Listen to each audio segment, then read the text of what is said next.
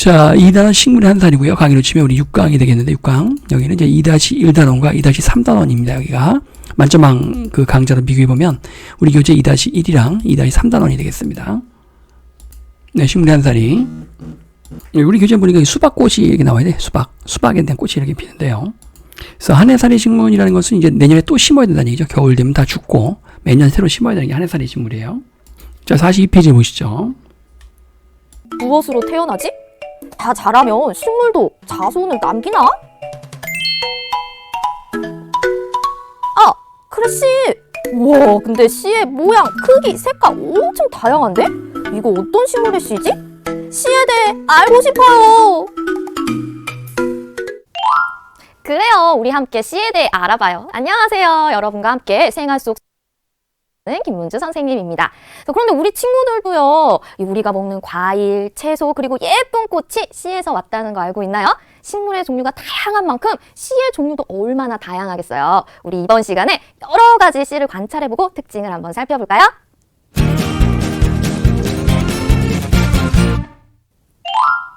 우리 친구들 씨 한 번씩은 다 본 경험 있을 텐데요.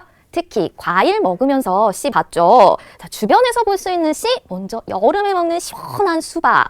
수박 안에는요, 이렇게 검은색 씨가 쏙쏙 박혀있죠? 너무 많이 박혀있으면 또 먹다가 귀찮기도 해요. 이렇게 수박씨 본 경험 있을 거예요. 그리고 이 과일은 뭔가요? 선생님이 제일 좋아하는 과일, 복숭아예요.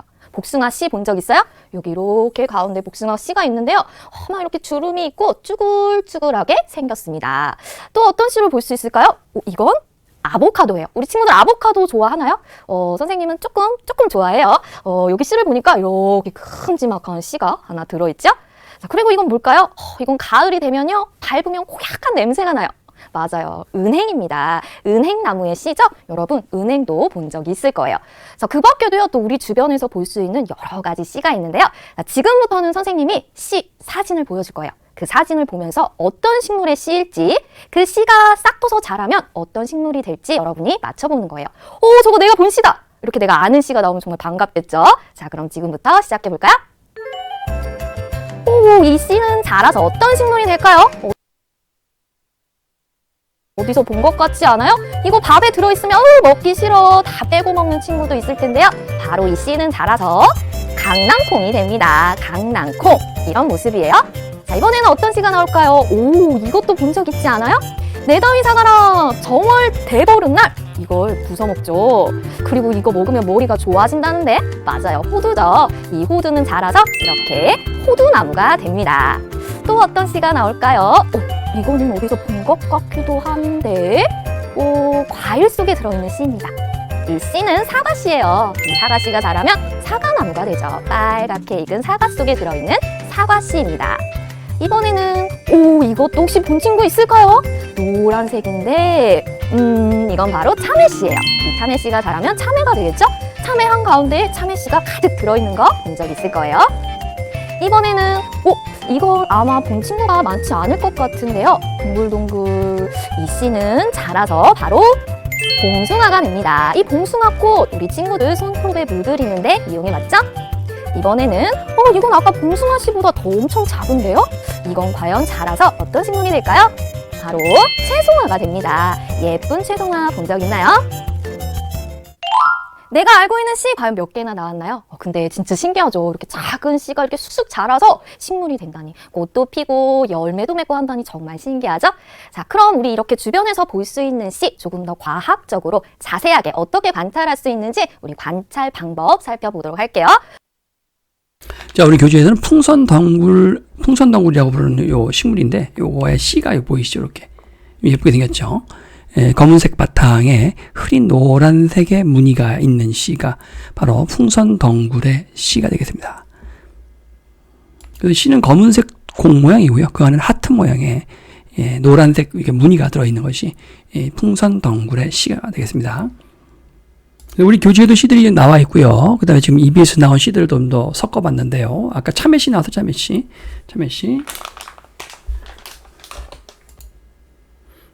이게 참외고요. 참외 안에 들어있는 씨가 이렇게 생겼죠. 참외씨. 이렇게 생겼죠. 그래서 모양은 길쭉하고요. 연 노란색이라고 쓰시면 되겠고. 근데 강낭콩 나왔죠? 예, 둥글고 길쭉해서 씁니다. 검붉은색, 약간 갈색에 가깝고. 그다음 알록달록한 강낭콩도 있죠. 네, 호랑이 강낭콩이라고 부르는 요런 강낭콩이 이런 것도 있죠. 이런 알록달록. 네, 둥글고 길쭉한 모양이고요. 검붉은색이나 알록달록한 색입니다. 완두콩 알죠? 동그란 콩 모양이고요. 당연히 연두색이나 약간 연녹색에 가깝죠. 완두콩. 자, 제비꽃이가 있는데요. 이게 제비꽃이고요. 보라색. 색깔은 약간 갈색에 가까워 갈색. 그 다음에 이제 기본 모양은 이렇게 생겼잖아요. 그래서 겉에는 둥글고 저 안쪽은 약간 뾰족한 느낌이 됩니다. 그죠? 겉은 둥글고 한쪽은 뾰족한 느낌이에요. 약간 수박씨 같은 느낌. 그래서 한쪽은 둥글고 한쪽은 뾰족하다. 어두운 갈색이 되겠고요. 수박씨죠. 수박씨 알죠, 여러분? 수박 먹으면 맨날 나오잖아요. 그래서 씨 색깔은 검은색이고 납작한 물방울 모양이죠.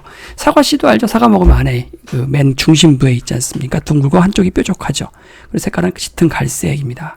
자, 살구씨가 살구 알죠? 아주 굉장히 크죠, 씨앗 자체가.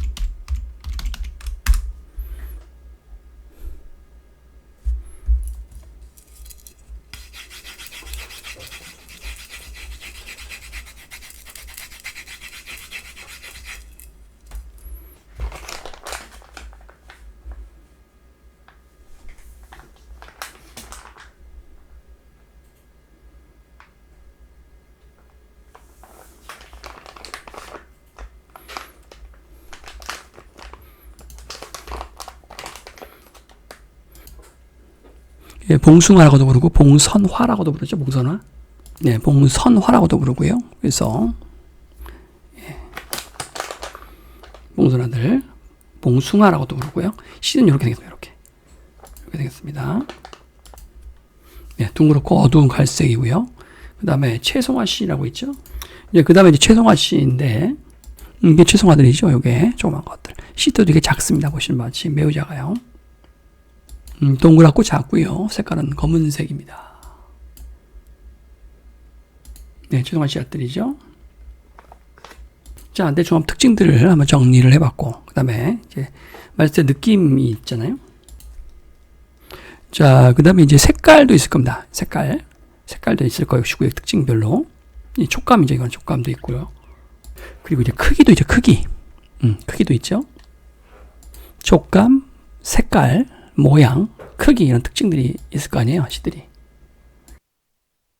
우리 관찰할 때 어떻게 한다고 했죠? 우리 몸에 있는 여러 가지 감각기관, 느끼는 기관을 이용한다고 했죠? 눈이 있잖아요. 자, 눈으로는 씨의 무엇을 관찰할 수 있을까요? 모양과 색깔을 관찰할 수가 있습니다. 그런데 우리 아까 나왔던 것처럼 채송화 씨는 너무 작아요. 맨눈으로 보기가 너무 어렵습니다. 그럼 이럴 때는 도구를 사용해야겠죠. 작은 것을 크게 볼 수 있는 도구, 맞아요. 이렇게 돋보기로 작은 씨를 관찰할 수가 있습니다. 더 자세히 보고 싶다. 그러면 현미경으로 봐도 좋아요. 엄청 자세하게 볼 수 있겠죠. 자, 그리고 색깔을 관찰하는데요. 저는 색깔을 표현하는 것이 조금 어려워요. 이게 무슨 색인지 뭐라고 표현해야 될지 모르겠어요. 하면요. 이렇게 10가지 색상을 나타내는 그림을 이용하면 돼요. 자, 이 그림 안에 가운데 이렇게 씨를 놓고요. 이 씨와 비슷한 색을 한번 찾아보세요. 바로 여기 갈색과 비슷하죠? 이 씨는 갈색이에요. 이렇게 10가지 색상을 나타낸 그림을 이용하면 됩니다. 노란색보다 조금 연해요. 그럼 연한 노란색이에요. 빨간색보다 조금 진하면서 검은빛이 도는데요. 검붉은색이에요. 이렇게 이 그림을 이용하여 색깔을 나타낼 수 있습니다. 또 어떤 것을 관찰할 수 있을까요? 그래서 작은 씨앗들은 여기 우리 42페이지입니다. 돋보기를 사용해서 자세히 관찰할 수 있겠고요. 색깔을 볼 때는요, 육안으로 보되 색깔을 다를 때 색연필 같은 걸 이용해서 색깔을 비교해 봐도 되고요. 아니면 색상표, 방금 나온 것처럼. 이렇게 10가지 색상표가 있죠. 이 색상표. 요걸 놓고 비슷한 거를 찾으면 되죠, 이제. 요거 비슷한 거를. 실을 한 가운데 놓고 이 중에서 비슷한 색깔을 가장 흡사한 걸 찾으면 되겠죠. 이건 검은색이 좀 비슷하다든가, 갈색이 비슷하든가, 비슷한 색을 찾으면 되겠죠. 이번에는요, 촉감을 관찰하는 거예요. 이건 손으로 느꼈을 때의 느낌을 말하는 거죠. 부드럽다, 딱딱하다, 막 울퉁불퉁해요. 이런 느낌을 촉감이라고 합니다. 자, 또 무엇을 관찰할 수 있느냐? 바로 크기를 관찰할 수 있는데요. 물론 씨끼리 비교하여 크기를 관찰할 수도 있어요. 호두와 강낭콩을 이렇게 서로 직접 비교해서 호두가 강낭콩보다 커요. 이런 방법도 있고요. 또 이런 방법도 있어요. 여기 이렇게 물체 하나를 이용하는 거예요. 여기는 10원짜리 동전을 이용했죠. 이렇게 동전을 딱 가운데 놓고 이 10원짜리 동전의 크기와 비교해 보는 거죠. 그러니까 예를 들어서 호두는 10원짜리 동전보다 커요. 이렇게 비교를 하는 방법도 있습니다. 근데 조금 더 정확하게 크기를 이야기하고 싶어요 하면요. 정확하게 측정할 수 있는 도구인 자를 이용하면 되겠죠? 자를 이용하면 씨의 길이를 알 수 있습니다. 먼저 호두의 길이를 자로 재보고 있는데요. 여기 눈금형에 딱 맞췄죠. 그리고 이렇게 긴 쪽을 가로라고 한다면 가로의 길이를 딱 재봤더니 약 3cm예요. 이렇게 재보고요. 강낭콩 잴 때는 이제 3cm부터 시작을 해야지 더 정확하게 잴 수 있겠죠. 3cm부터 한 여기까지니까 약 1.2cm네요. 이렇게 자를 이용하여 씨의 길이를 비교할 수도 있습니다. 어때요? 이렇게 다양한 방법이 있죠. 여러분도 주변에 씨를 딱 하나 구해서요. 이렇게 여러 가지 방법으로 씨를 관찰해 보면 좋을 것 같아요. 그런데 관찰하고 나서 끝! 이러면 안 되죠. 우리는 관찰하면 관찰한 결과를 잘 기록하여 정리해야 합니다. 자, 여러분이 이렇게 표로 정리해주면 좋겠어요. 네, 그래서 여기 보시면 같이 씨의 크기를 비교할 때는요, 자를 이용하고 아니면 동전 같은 걸 이용해서 크기를 비교해 볼 수도 있겠다 이런 얘기죠. 정리해야 합니다. 자, 여러분이 이렇게 표로 정리해주면 좋겠어요. 자, 이렇게 표, 씨 이름, 그리고 씨를 보고요. 그대로 그림도 그리고 모양, 색깔, 길이 관찰한 것을 이렇게 표로 정리하는 거예요. 자, 그러면 이 정리된 걸 보면서 어떤 씨인지 한번 생각해 볼까요?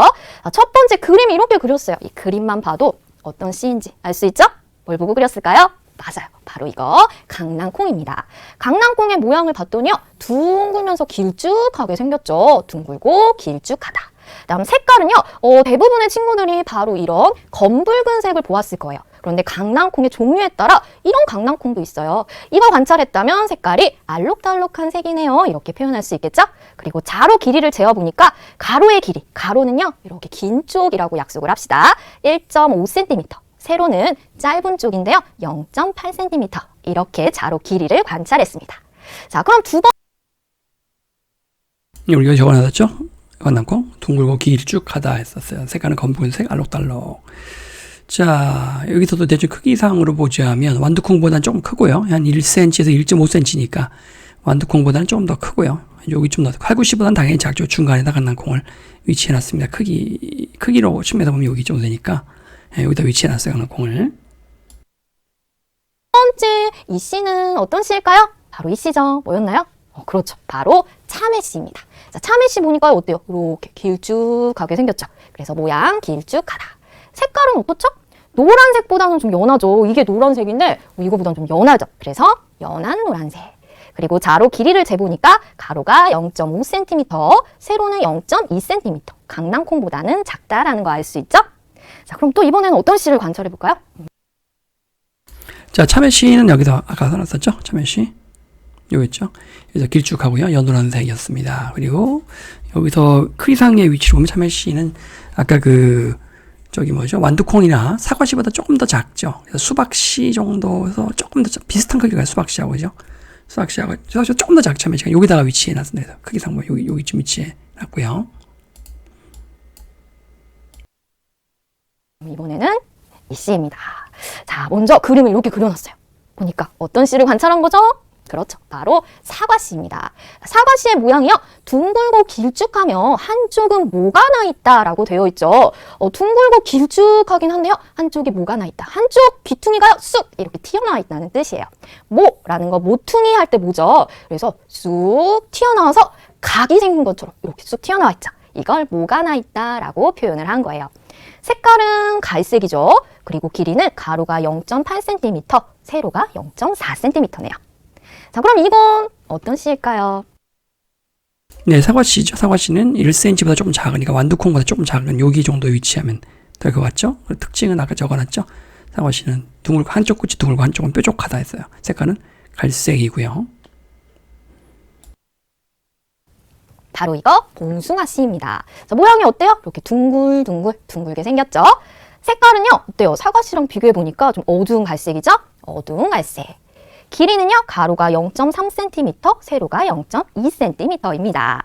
자, 봉숭아씨 우리 책에도 있네요. 이거는요. 동그랗고 어두운 갈색이다. 크기상 볼 때 봉숭아씨의 위치는 저 아래쪽이겠죠. 참외보다 더 아래쪽이겠죠. 이 아래쪽에다가 봉숭아씨 특징 또 나왔네요. 동그랗다, 어두운 갈색, 그리고 만졌을 때 느낌은 거칠고 딱딱하다. 봉숭아씨. 또 두 개의 씨가 또 남아있는데요. 또 계속 관찰한 거 정리해 볼게요. 자, 이번에는요, 이거 제일 큰 씨였죠? 뭐예요? 그렇죠. 바로 호두입니다. 자, 호두의 모양은 어떻죠? 이렇게 둥그랗게 생겼죠. 동그랗습니다. 자, 그런데요, 특이한 점이 있어요. 여기 이렇게 막 주름이 보이죠? 동그랗고 주름이 있다. 자, 색깔은요, 갈색인데 좀 연해요. 연한 갈색. 길이는 가로 3cm, 세로 3cm. 가로와 세로의 길이가 거의 비슷합니다. 자, 그럼 마지막 이 그림을 보니까 바로 이 씨죠? 아주 작은 씨. 예, 호두죠. 우리 책에도 있네요. 동그랗고 주름이 많다. 밝은 갈색. 오돌도돌 촉감은요. 앞에도 있죠, 호두. 예, 앞에도 있었습니다. 자, 그리고 검은색이 제일 작은 거 채송화 씨였는데, 채송화 씨. 채송화 씨입니다. 모양이요, 아주 작지만 그려보면 이렇게 동그랗게 생긴 거 확인할 수 있어요. 색깔은 검은색이고요. 길이를 재려고 했는데요. 너무 매우 작아서 재기가 굉장히 어렵습니다. 호두와 비교하니까 정말 씨의 크기가 작죠. 채송화 씨는 진짜 작아서 점을 콕콕 찍어 놓은 것과 비슷해요. 여러분 얼굴에 점 있죠? 그거보다 더 작은 씨입니다. 굉장히 작아요. 자, 이렇게 관찰해서 정리를 해보았는데요. 여러 가지 씨를 관찰하다 보니까 씨의 공통점도 있고 차이점도 있는 것 같죠. 자, 그럼 공통점과 차이점도 정리해 볼게요. 크기상 채송화 씨는 맨 아래쪽에다가 이렇게 놨는데요. 특징은 이 앞에 페이지에 써놨죠. 채송화 씨. 동그랗고 작다. 검은색이다. 그래서 우리 교재에 안 나오는 씨앗들 채송화 씨, 사과 씨, 강낭콩, 참외 씨가 안 나와서 특징을 적어놨습니다. 특징을요. 잘 보시고요. 그다음 이제 크기로 배치해 놓으면은요. 채송화 씨, 제비꽃 씨, 아까 봤죠, 제비꽃 씨.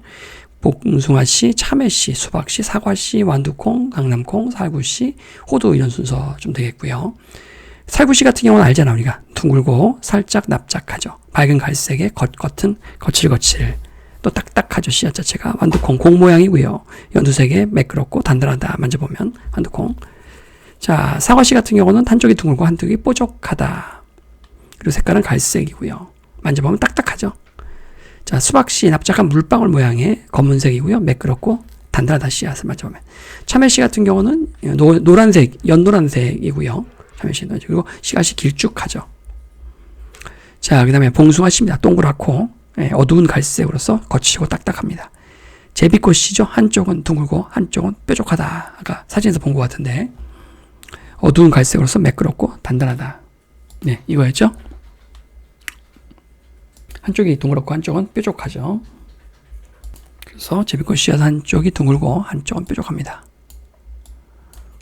네, 채송화 씨앗이 매우 작죠. 그리고 매우 작고 동그랗고 작다. 검은색이었고요.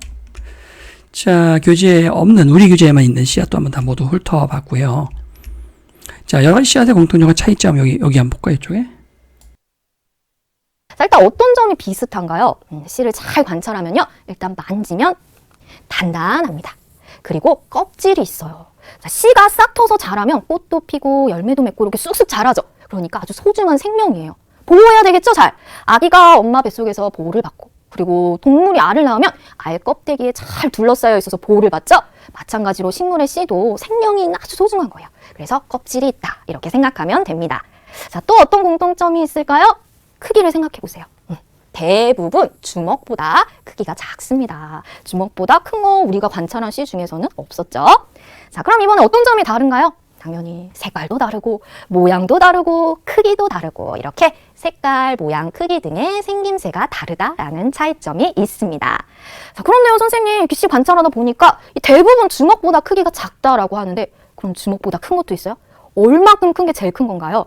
그리고 씨가 없는 것도 있나요? 이렇게 막 궁금증이 생기죠. 그래서 우리 친구들이 씨에 대해서 많이 알고 싶어하는 궁금증을 모아서 선생님이 답변을 해보도록 하겠습니다. 자, 우리 교재에도 역시 씨앗의 공통점 단단하다라는 특징이 있고요. 차이점은요, 역시 모양, 크기, 색깔, 느낌, 촉감 등이 다양하다는 것을 알 수가 있어요.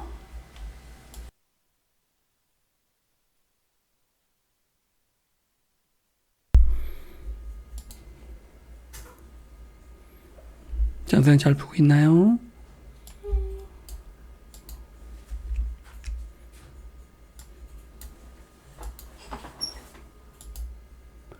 그 다음에 위에, 여기, 위쪽에 여러 가지 씨앗의 크기로 한번 가보세요. 궁금증, 가장 큰 씨는 무엇인가요? 바로 이 씨, 이건 바로 코코드 메르 바다 야자의 씨입니다. 길이가 45cm고요. 너비가 30cm, 무게가 30kg. 그러니까 쉽게 생각해서 농구공 크기만하다라고 생각하면 돼요. 와, 정말 큰 씨죠? 세 번째 궁금증, 씨 없는 열매도 있나요? 우리가 먹는 바나나는 씨가 없는데요? 그런데 이 사진을 보세요. 야생 바나나의 모습인데요. 바나나 열매 속에 씨 보이나요? 이렇게 야생 바나나 열매에는 씨가 들어있어요. 딱딱한 씨가 가득 들어있으니 먹기 불편하겠죠? 그래서 씨 없는 바나나를 만든 거예요. 씨 없는 돌연변이 바나나의 품종 개발로 우리가 먹는 씨 없는 바나나가 만들어졌답니다. 우리가 먹는 귤도 마찬가지예요. 원래 씨가 많았는데 먹기 불편해서 씨 없는 귤을 만들었답니다. 네, 오늘 지금 야생 바나나에는 씨가 있는데요. 우리가 먹는 건 개량 바나나입니다. 개량. 품종을 개량해서 씨가 없도록 만든 것입니다. 잘 보면 씨가 있기는 있어요. 이렇게 단면을 딱 짜겠을 때,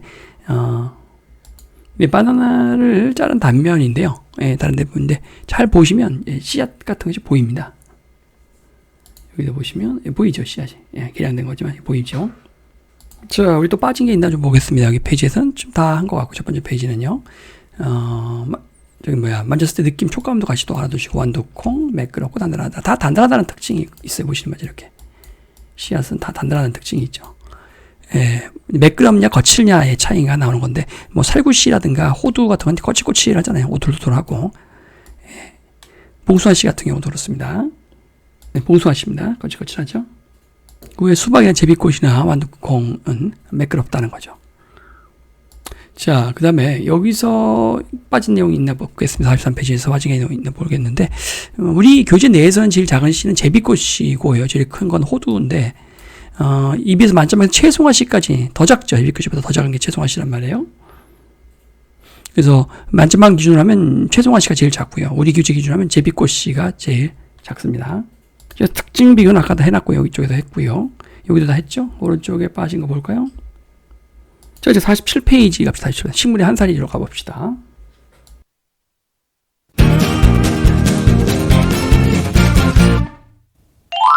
자, 이제 우리가 여러 가지 씨를 관찰해 보았는데요. 이 작은 씨가 싹 터서 쑥쑥 자라겠죠. 씨를 심으면요, 싹이 터서 자라고 꽃이 피고 열매를 맺고 그 열매 안에 다시 씨가 들어있어요. 다시 씨가 만들어지는데요.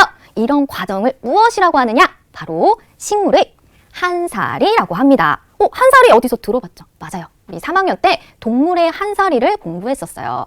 개를 예를 들면 갓 태어난 강아지, 그리고 큰 강아지, 그리고 더 자라면 다 자란 개, 그리고 이 다 자란 개가 또 강아지를 낳죠?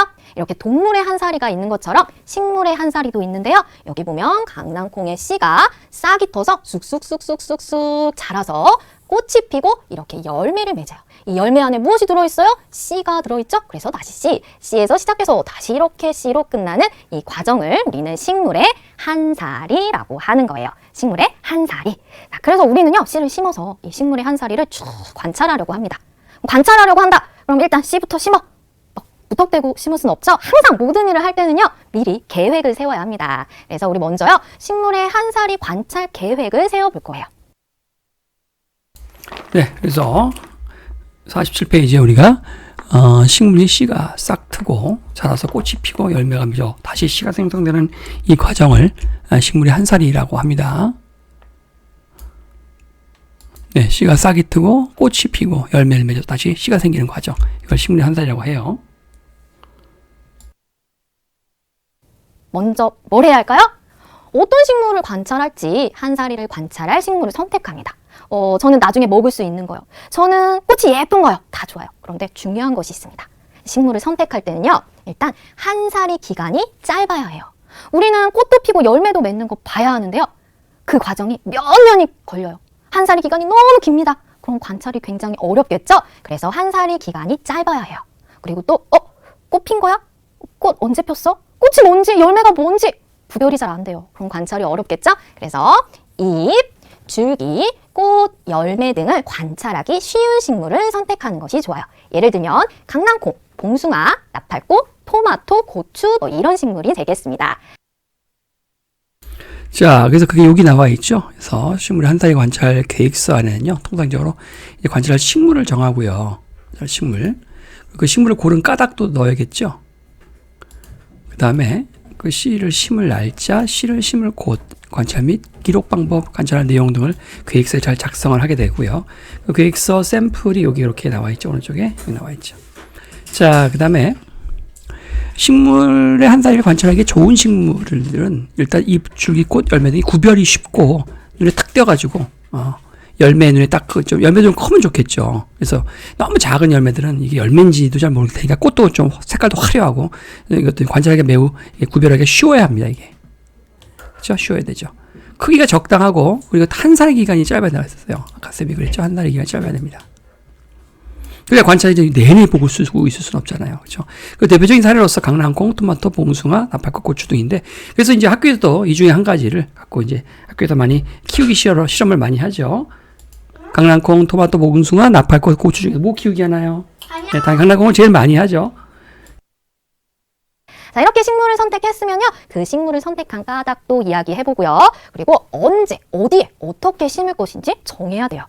자, 그리고 나서요. 식물을 기르면서 무엇을 어떻게 관찰할지 이야기를 해보는데요. 식물의 키, 길이, 줄기의 굵기, 잎의 개수, 잎의 길이, 꽃의 개수, 열매의 개수 쭉 한살이 과정을 꾸준히 관찰을 해야 하겠죠? 그리고요. 이 관찰 계획서도 딱 작성을 해놔야 돼요. 그래야지만 계획서 보고 꾸준히 관찰을 할 수 있겠죠? 그리고 나서 계획한 대로 씨를 심어서 관찰을 해보면 됩니다. 자, 그럼 여기 관찰 계획서를 써본다고 했는데 관찰 계획서는 어떻게 쓰는 것인지 한번 예를 들어 볼게요. 그래서 이제 관찰 계획서를 잘 작성을 해서요. 그 식물을 고른 까닭, 관찰 식물도 정하고요. 씨를 심을 날짜 등등 이걸 잘 이제 계획서에 잘 작성을 하고 요거 저기 작성을 하고요. 예, 그 다음에 적합한 식물 아까 얘기했었고요. 관찰하는 방법은 식물의 한살이를 관찰하면 씨를 심고 식물을 기르면서 싹이 트고 잎과 줄기, 꽃과 열매가 자라는 모습을 이제 꾸준히 관찰합니다. 관찰 결과는 그림을 그리거나 사진을 찍어 붙이고 내용을 기록합니다. 그 외에도 식물 한살이에 적합한 식물은요. 그런 관찰하기 좋은 식물은 주변에서 구하기가 쉬우면 좋겠죠. 가격이 좀 저렴하고요. 너무 고가의 식물은 그렇잖아요. 관리도 편해야 되고요. 또 실내에서 기를 수 있으면 더 좋죠. 예. 실내에서 기를 수 있으면 이런 것들도 또 추가적인 조건이 될 수 있겠습니다. 예를 들면 강낭콩하고요. 밤나무 얼마나 큰지 알죠? 큰 장들을 밤을 따야 됩니다. 어떤 것이 더 관찰하기 쉬울까요? 당연히 강낭콩이 압도적으로 관찰하기가 쉽겠죠. 다시 앞에 페이지로 와서요. 여기로 와보시고요. 46페이지입니다. 이렇게 쓰면 됩니다. 일단 관찰자, 관찰하는 사람이죠. 내 이름 쓰면 돼요. 그리고 관찰할 식물, 선생님은 강낭콩으로 정했어요. 왜 이 식물을 선택했냐? 그 까닭은 한살이 기간이 짧기 때문에요. 그리고 씨를 심을 날짜, 씨를 심을 곳, 씨를 심는 방법 등을 딱 적고요. 그리고 관찰 방법도 언제, 어디서, 무엇을 어떻게 관찰할지 이렇게 자세하게 적어둬야 합니다. 관찰 계획서는요, 아주 자세하게 적어야 해요. 자, 그럼 이렇게 관찰 계획서까지 딱 썼으면 이제 씨를 심어야겠죠. 우리 씨를 한번 심어볼 텐데요. 심기 전에 선생님이 간단하게 씨를 어떻게 심는 것인지 이야기해 줄게요. 먼저 화분을 준비합니다. 이때 화분 바닥에 물 빠진 구멍이 있어요. 여기 보면 구멍이 있습니다. 이것을 망이나 작은 돌로 이렇게 막아줘야 돼요. 자, 관찰 계획서가 있는데요. 보시면 관찰 계획서에 관찰할 식물 쓰고 그 다음에 식물의 고른 까닭에서 환설의 기간이 짧고, 그죠? 근데 관찰하기가 쉽기 때문에 주변에서 구하기도 쉽죠. 네, 강낭콩은 심을 날짜, 심을 곳, 화분, 싹 트는 모습, 매일 관찰에 그림을 그리고 그 내용을 기록한다. 그래서 관찰의 기록 방법, 잎과 줄기가 자라는 모습, 매일 관찰에 그림을 그리고 그 내용을 또 기록한다. 매일 한 모양이죠. 매일 잎의 개수도 좀 세고요. 잎의 크기와 크기와 길이, 줄기의 길이와 굵기 등을 측정해서 기록할 예정이다. 꽃과 열매가 자라는 모습, 매일 관찰해 그림을 그리고 내용을 기록한다. 꽃과 열매의 개수를 세어서 또 기록한다. 자, 이쪽에도 나왔는데 강낭콩은 한 살의 기간이 짧아서 실내에서 기르기도 좋고요. 그래서 여러분이 관찰용으로 하기엔 이게 좋은 식물입니다. 강낭콩을 추천하는 이유죠. 강낭콩에는 이제 덩굴성 강낭콩이라는 건 덩굴은 이제 목을 타고 올라가는 거예요. 타고. 그래서 지지대 같은 게 필요해요. 우리 옥상에도 우리 텃밭에도 있죠. 이렇게 지지대 같은 게 필요합니다. 쓰러지기 때문에 토마토 같은 경우도 좀 약해요. 위로 쭉쭉 뻗다 보니까 지지대 이렇게 가지가 좀 약하다고요. 얘들이. 위에 또 열매가 막 열리면 이게 또 물고 그러니까 쓰러져 쿵 끌어져 버리거든요. 막 방울토마토가 열리면요. 그래서 지지대로 받쳐주고서 이제 이렇게 잡고 올라가는 게 얘들이 오래 클 수 있거든요. 그래서 특히 이제 이렇게 덩굴성 강낭콩은 더욱 그렇죠. 타고 올라간다면 기본적으로 성격 자체가 포도도 그렇고 여기 뭐 지지대가 필요해 얘들은. 그러니까 다른 나무를 이렇게 지지대 삼아서 보통 많이 기생을 하죠. 외성 강낭콩은 외란 말이 뭐냐면 좀 작다. 일본 놈들 옛날에 외놈이에요. 외놈. 이 등치들이 작아서 그래. 굉장히 작다는 뜻이에요. 작다는 뜻입니다. 소외됐다 할 때 그 외성. 그래서 작은 강낭콩이 지지대가 필요 없이 그냥 조그맣게 키가 작게 혼자 자라는 거예요. 외성 강낭콩이라고 합니다. 동굴성 강낭콩은 다른 물질을 타고 올라가면서 지지대를 설치해줘야 되고 새덩어리 같은 거 이렇게 우리 옥상에도 있지 그렇게 설치를 해줘야 되고요. 외성 강낭콩은 소외되어 있으니까 조그맣기 때문에 혼자 지가 알아서 잘 자라요 얘는. 화분에 씨 심기 갑시다. 보통 이제 물을 주면 이 밑에 물 다 빠져버리죠. 그래서 우리 또 옥상에 올라가 보시면 화분에다가 이렇게 흙을 채우기 요 밑에 처음에 흙 채우기 전에 흙을 여기다 채우기 전에 보통 여기다 이렇게 망 같은 거 이렇게 그물망 같은 거 밑에 깔거나 돌 같은 걸 이렇게 그래서 흙이랑 물이 바로 다 빠져나가지 않게 여기 좀 메워줍니다. 근데 완전히 메꾸지는 않고 물을 흘러나갈 수 있게 해줘야죠. 배수는 돼야 되니까. 그래서 이제 꽉 채우는 건 아니고 듬성듬성 돌들을 좀 메워놓거나 아니면 이렇게 얇은 망 같은 거를 놔서 밥은 망이라고 팔아요. 이렇게 그물 모양으로. 그래서 깔아주는 거죠. 이렇게. 그래서 완전히 뚫린 건 아니고 그렇다고 또 막힌 것도 아니고 물이 빠져나가잖아요. 이렇게. 그래서 그런 걸 이렇게 채워주면 첫 번째 망이나 작은 돌로 막고요. 막지 않으면 어떻게 될까요? 이렇게 식물에 물을 주었을 때 이 구멍으로 흙도 빠져나가고 그러면서 씨도 빠져나갈 수 있어요. 그럼 안 되겠죠? 그래서 망이나 작은 돌로 이렇게 막아줍니다. 그리고 화분에 거름 흙을 4분의 3 정도 이렇게 넣고요. 그리고 중요해요. 씨 크기의 2~3배 깊이로 씨를 심어야 해요. 너무 깊게 심었다. 그러면요.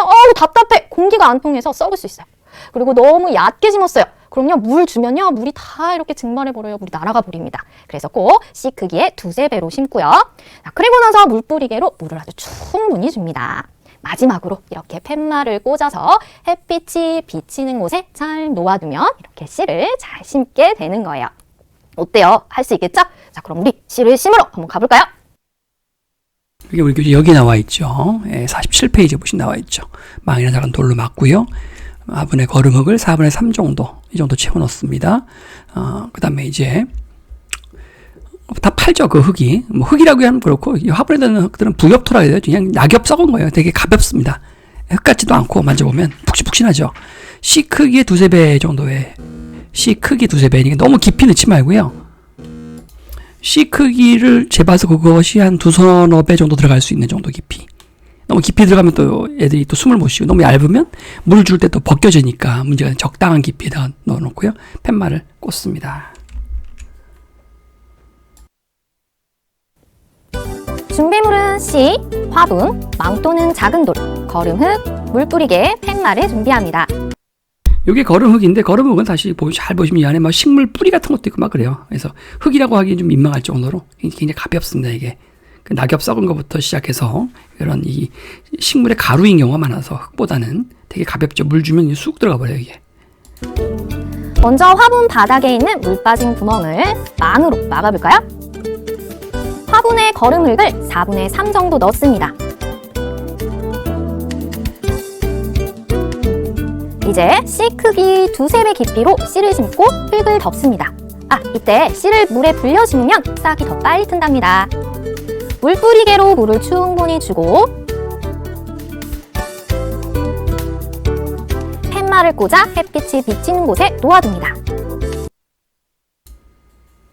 실제 물을 부어보면 이제 이게 금방 쭉 가라앉아 버려 보세요.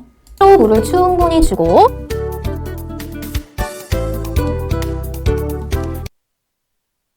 봤죠? 금방 쑥 가라앉죠? 그러니까 이게 되게 가벼워서 꾹 누르면 그냥 꾹 들어가 버려요.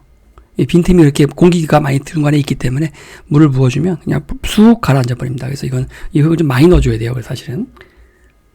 그 씨들은 그리고 물 속에 넣어두면 수경 재배라 해서 씨가 또 싹을 트요. 싹을 틉니다. 그래서 기본적으로 좀 어느 정도 싹을 틔운 다음에 집어넣으면 더 빨리 자라겠죠. 그러니까 인큐베이터 기간을 따로 가져서 씨가 미리 싹 틀 시간을 좀 아끼는 거예요. 이렇게 물 속에다가 미리 좀 넣어놓으면 지가 알아서 싹이 터요. 그거 싹 튼 걸 다 집어넣는 거죠. 그럼 훨씬 더 기간을 단축할 수 있죠. 재배하는 기간을. 팻말을 꽂아 햇빛이 비치는 곳에 놓아둡니다. 자, 이제 식물이 자라는 모습을 꾸준히 관찰하면 된답니다. 우리 친구들은 이 화분 팻말에 어떤 내용을 적을 것인가요? 선생님은 이렇게 이름도 적고 별명도 지어보고 했는데요. 이 팻말에는요, 이렇게 이런 내용을 적을 수 있어요. 식물의 이름, 씨를 심은 날짜, 씨를 심은 사람의 이름, 그리고 식물의 별명, 또 다짐의 말 등을 넣는데요. 너무 많은 내용을 넣어도 좋지 않고요. 그리고 또 주의할 것이 있습니다. 장난 섞인 말을 적으면 안 돼요. 우리는 이 씨를 책임감을 가지고 기르면서 식물의 한 사리를 쭉 관찰해야 하니까 내가 잘 키우겠다 이런 다짐의 말이 들어가도록 장난이 아니라 이렇게 팻말을 잘 적어서 꽂아두면 되겠습니다. 자, 그럼 우리 이제 문제 풀어볼까요? 자, 우리 잡서에서 빠진 게 있나 봅시다. 46페이지부터요. 보시면은 자, 봉숭아 물들였다는 얘기 많이 들어봤죠? 관찰하는 거 아까 이 내용들 다 했던 거고요. 사진을 찍거나 그림을 그려서 그리고 잎의 개수를 센다든가 길이를 잰다든가 해서 그런 것을 기록한다는 얘기들이고요. 열매의 개수를 센다든가 관찰 기록에 대한 이야기고요. 여기서는요. 씨는 지난해 받아둔 씨 중에서 물에 가라앉는 씨를 사용해야 싹틀 가능성이 있다. 무거운 씨가 가벼운 씨는 이미 말라서 죽었을 확률이 높아요. 물에 뜨지 않는 씨를 사용해야 싹틀 가능성이 높다. 미리 물에다 불렸다가 넣으면 더 빨리 자란다. 물속에서 이미 싹을 틀 수가 있어요. 그 상태에서 넣어놓으면 더 발육이 빠릅니다. 성장이 빠릅니다. 이미 싹이 튼 상태에서 집어넣었기 때문에 물에서 이미 수경 재배라 해서 물에서 재배가 가능하죠. 마치 아기들 인큐베이터에서 미리 키워놓고 그리고 나서 그러니까 성장 기간을 단축하는 거예요. 미리 물속에서 좀 자란 거죠, 아이가.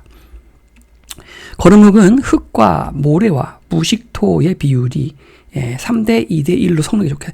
그러니까 아예 다 부엽토라고도 그러고 부식토라고도 하는데 부엽이 엽이 낙엽이 낙엽.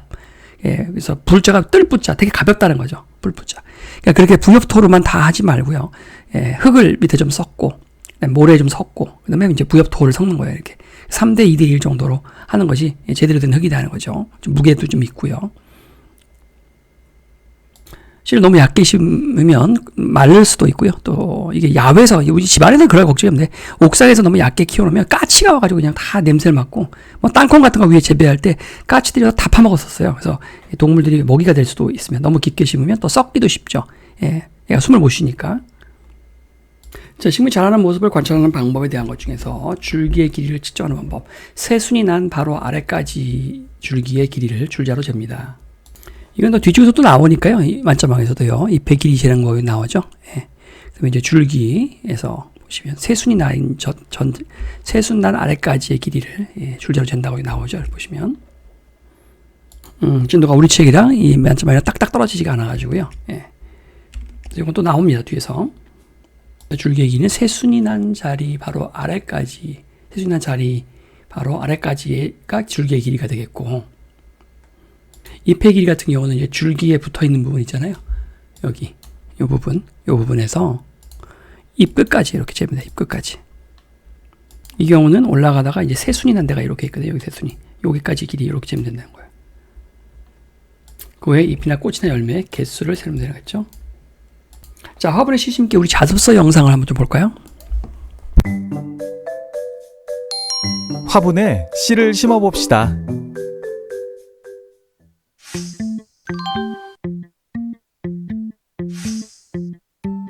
화분, 망이나 작은 돌, 거름흙, 꽃삽, 씨, 물이 담긴 물뿌리개, 팻말을 준비합니다.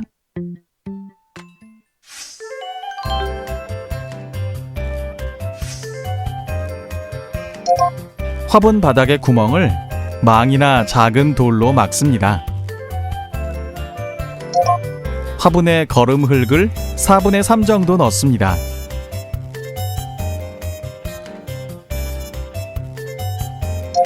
씨 크기의 2~3배 깊이로 씨를 심고 물을 줍니다. 화분에 팻말을 꽂습니다. 햇빛이 비치는 곳에 화분을 두고 물을 꾸준히 주면서 자라는 모습을 관찰해 보세요.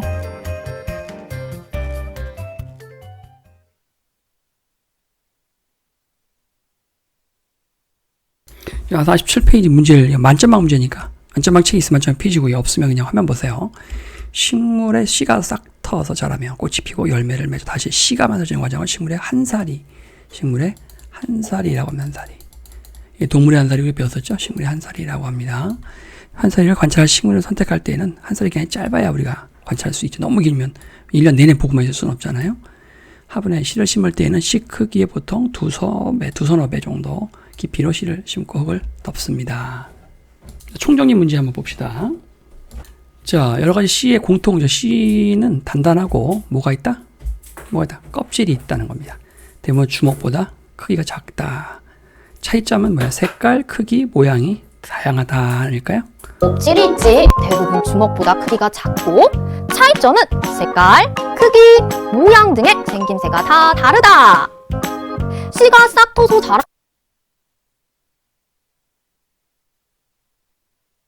씨가 싹 터서 자라면 꽃이 피고 열매를 맺어 다시 씨가 만들어지는 과정을 식물의 뭐라고 한다? 한살이라고 하죠. 한살의 기간이 짧고 잎줄기, 꽃, 열매 등을 관찰하기 쉬운 식물을 선택해서 관찰하는 게 좋겠죠. 자라며 꽃이 피고 열매를 맺어 다시 씨가 만들어지는 과정을 식물의 한살이라고 한다. 한살의 기간이 짧고 잎, 줄기, 꽃, 열매 등을 관찰하기 쉬운 식물을 선택하여 관찰한다. 오, 오늘도 정리 완벽했어.